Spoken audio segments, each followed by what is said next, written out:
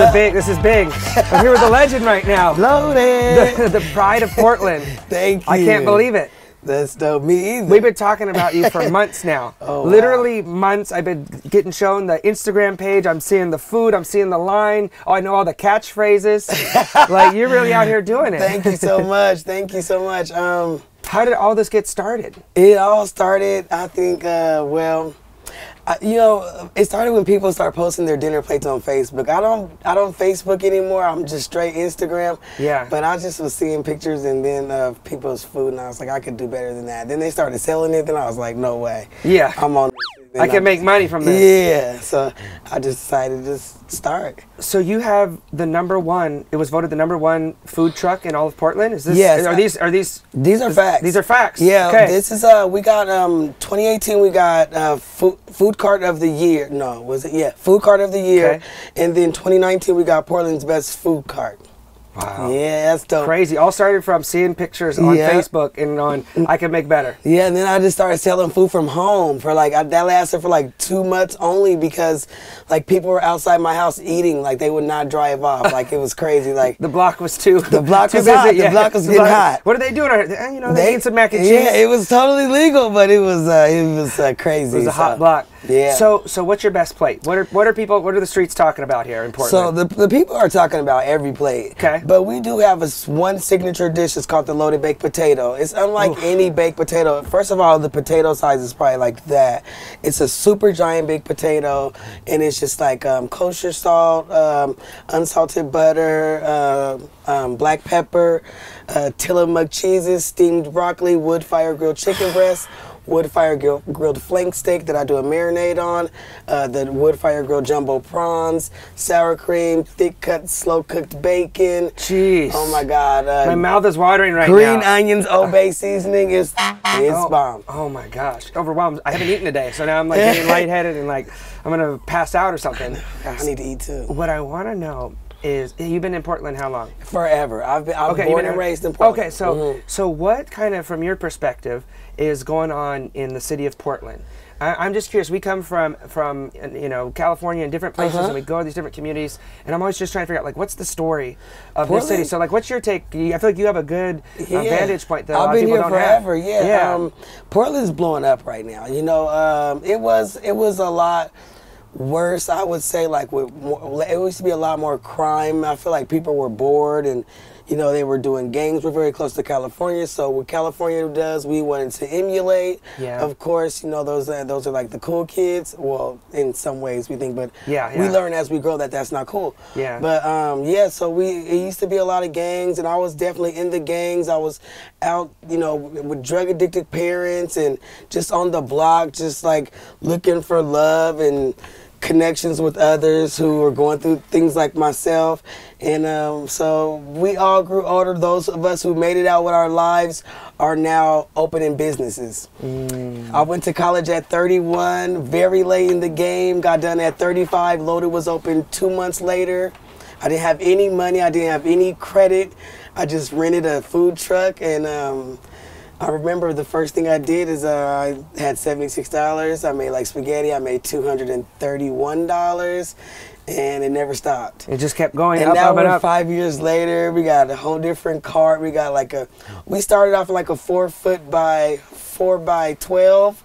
Now we're in an 8 by 20 with a full commercial brand new kitchen.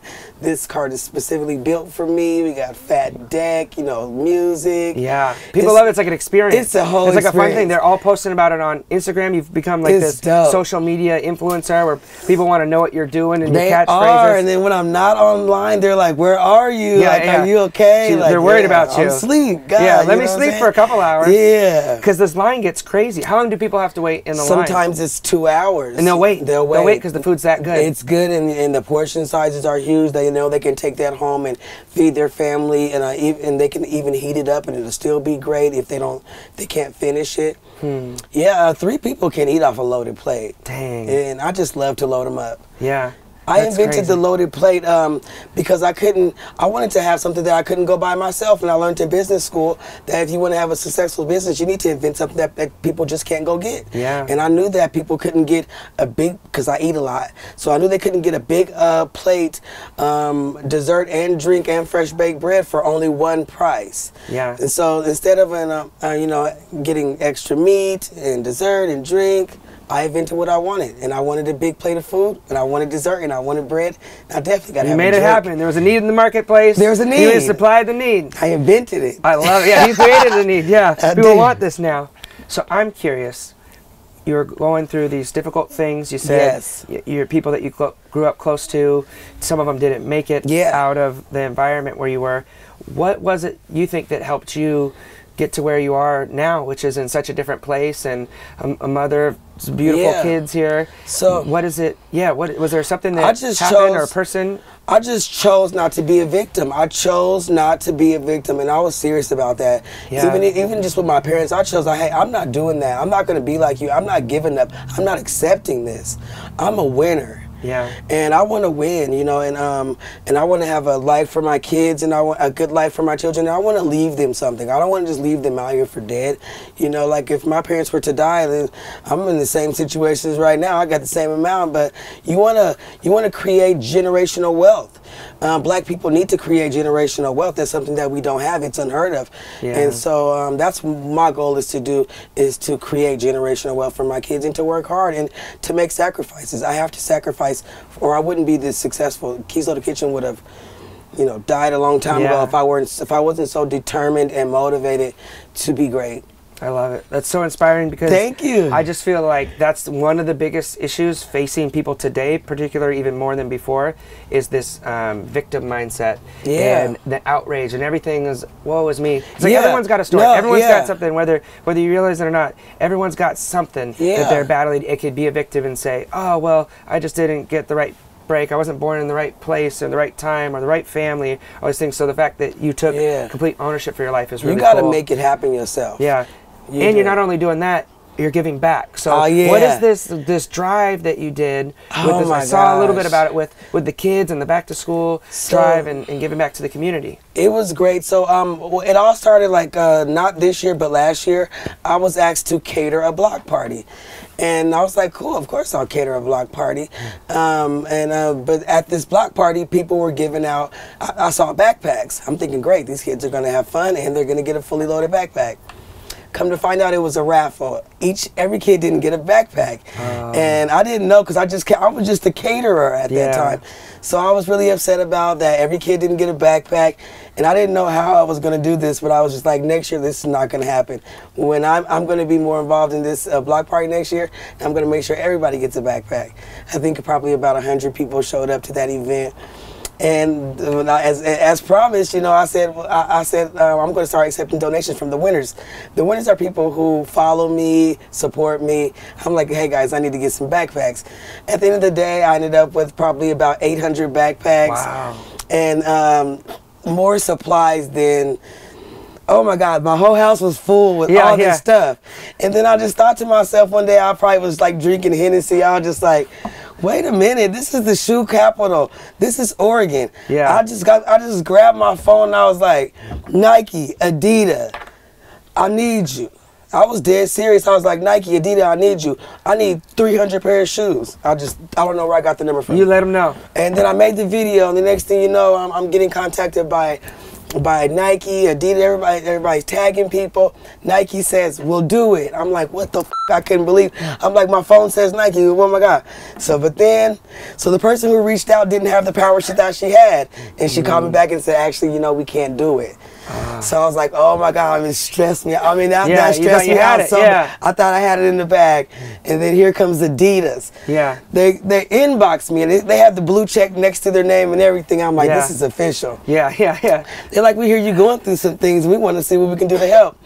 And the next thing you know, I've got 30 cases of shoes right in front of Keys Loaded Kitchen. It was crazy. So I got the shoes. So good. But then other small businesses were donating shoes. So I ended up with like 450 pairs of shoes. Jeez. Over 2,000 people showed up. Like, I couldn't give to everybody, but I gave everything that I had. Yeah. And who knew it was gonna blow up like that? Yeah. So dude, that's crazy. I'm ready to like. Nike, we need $1 million here. We're gonna feed the homeless. Adidas, we need 10 million from you. We need 10 million. You're givers. I'm ready.